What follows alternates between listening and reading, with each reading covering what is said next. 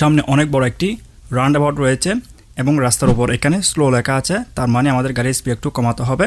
এবং রাস্তার উপর রাউন্ড অ্যাবাউটের ট্রাফিক সিগন্যাল রয়েছে এবং একটু সামনের দিকে ঠিক রাউন্ড অ্যাবাউটের আগে এখানে ট্রাফিক সিগন্যাল রয়েছে। যদিও এই ট্রাফিক সিগন্যালগুলো অনেক দিন ধরে বন্ধ রয়েছে, হয়তো পরে এগুলো ঠিক করা হবে। যদি রাউন্ড অ্যাবাউটের আগে ট্রাফিক সিগন্যাল থাকে সেক্ষেত্রে আপনাকে ট্রাফিক আইন মেনে গাড়ি চালাতে হবে। যদি ট্রাফিক সিগন্যালে রেড লাইট জ্বলে তাহলে এখানে যে জেব্রা ক্রসিং রয়েছে, জেব্রা ক্রসিংয়ের আগে আমাদের গাড়িটি ব্রেক করে দাঁড় করাতে হবে। আর যখন ট্রাফিক সিগন্যালে গ্রিন লাইট জ্বলবে ওই সময় আপনি রাউন্ড অ্যাবাউট ক্রস করতে পারবেন। যেহেতু এই ট্রাফিক সিগন্যালগুলো বন্ধ রয়েছে সেক্ষেত্রে আপনি কীভাবে এই ধরনের রাউন্ড অ্যাবাউটে গাড়ি চালাবেন, ট্রাফিক সিগন্যাল থাকুক আর নাই থাকুক আপনাকে অবশ্যই রাউন্ড অ্যাবাউটের আগে গাড়ির স্পিড কমাতে হবে। রাউন্ড অ্যাবাউটে গাড়ি চালানোর আগে প্রথমে আমাদের জানতে হবে রাউন্ড অ্যাবাউট ক্রস করে আপনি কোন কোন রাস্তায় যেতে পারবেন। রাউন্ড অ্যাবাউট ক্রস করে আপনি 4টি রাস্তায় যেতে পারবেন।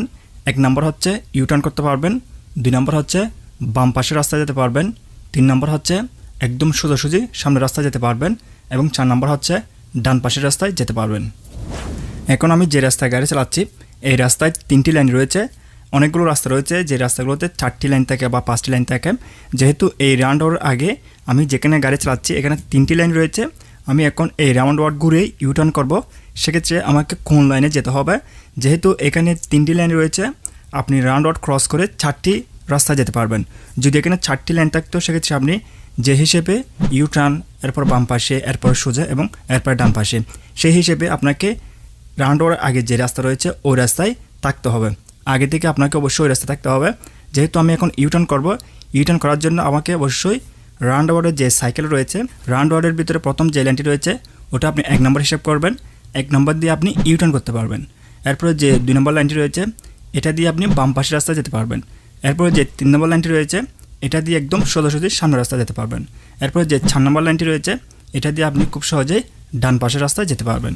আপনি এই নিয়ম ফলো করে খুব সহজে রাউন্ড অ্যাবাউটে গাড়ি চালাতে পারবেন। যেহেতু এখন আমি ইউটার্ন করব সেজন্য আমি 1 নম্বর লাইনে রয়েছি এবং আপনারা একটু সামনে দেখতে পাচ্ছেন এখানে যে সোজাসুজি যে রাস্তাটি রয়েছে, যখন রাস্তা ক্রস করবেন যে কোনো একটি রাস্তাতে আপনি পার হবেন রাউন্ড অ্যাবাউট থেকে অবশ্যই সিগন্যাল ইন্ডিকেটর দিতে হবে। যদি আপনি ডান পাশের রাস্তায় যান সেক্ষেত্রে ডান পাশের সিগন্যাল ইন্ডিকেটর দিবেন, আর যখন বাম পাশের রাস্তায় যাবেন ওই সময় অবশ্যই বাম পাশের সিগন্যাল ইন্ডিকেটর দিবেন।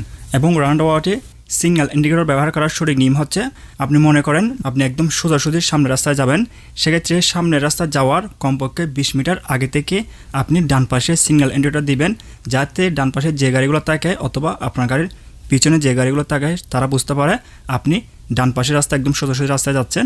ঠিক একইভাবে আপনি যদি বাম পাশের রাস্তায় যান 2 নম্বর লাইন থেকে অথবা 3 নম্বর লাইন থেকে, সেক্ষেত্রে আপনি যখন বাম পাশের যে রাস্তায় যাবেন ওই রাস্তার 20 মিটার আগে থাকবেন, অবশ্যই আপনি ওই পাশের যে পাশে যাবেন ওই পাশে সিগন্যাল ইন্ডিকেটর দিবেন। যেহেতু এখন আমি ইউটার্ন করতেছি, আমি ইউটার্ন করে যখন আবার ডান পাশের রাস্তা চলে যাব ইউটার্ন করার আগে কমপক্ষে 20 মিটার আগে আমি অবশ্যই ডান পাশের সিগন্যাল ইন্ডিকেটর দিব। এরপর আমি ওই রাস্তায় খুব সহজে যেতে পারবো। আপনারা এভাবে খুব সহজে রাউন্ড অ্যাবাউটে গাড়ি চালাতে পারবেন।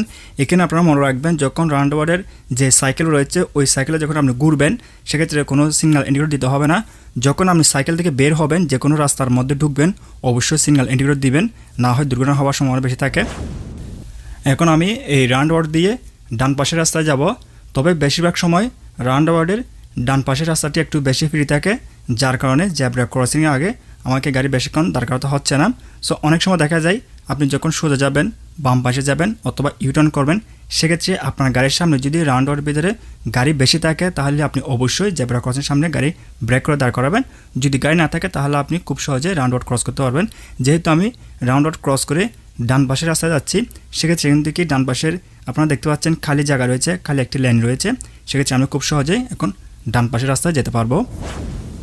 এবং আপনারা যে রাউন্ড অ্যাবাউটটি দেখতেছেন এই রাউন্ড অ্যাবাউটটি হচ্ছে সৌদি আরব দাম্মাম মেইন সিটিতে এই রাউন্ড অ্যাবাউটটি। দাম্মাম মেইন সিটিতে এই ধরনের অনেক রাউন্ড অ্যাবাউট রয়েছে যেখানে আপনি এইভাবে খুব সহজে গাড়ি চালাতে পারবেন। সামনে ছোটো একটি রাউন্ড অ্যাবাউট রয়েছে, এই রাউন্ড অ্যাবাউটটি হচ্ছে সৌদি আরব দাম্মাম মেইন সিটি থেকে এই জায়গাটির দূরত্ব প্রায় 180 কিলোমিটার এবং এই জায়গাটির নাম হচ্ছে নারিয়া। সেক্ষেত্রে যে রাউন্ড অ্যাবাউটগুলো ছোটো হয়ে থাকে আপনারা দেখতেছেন আপনি এক পলকে 4টি রাস্তা দেখতে পাচ্ছেন। এই ধরনের রাউন্ড অ্যাবাউটে খুব সহজে গাড়ি চালানো যায়, কিন্তু যে বড় রাউন্ড অ্যাবাউটগুলো রয়েছে ওইখানে যেহেতু সব রাস্তা ভালোভাবে দেখা যায় না সেক্ষেত্রে আপনাকে অবশ্যই সাবধানে গাড়ি চালাতে হবে, বিশেষ করে যে রাউন্ড অ্যাবাউটগুলো অনেক বড়। সো আপনারা লক্ষ্য করুন এই ধরনের রাউন্ড অ্যাবাউটে আপনি একই নিয়মে খুব সহজে গাড়ি চালাতে পারবেন।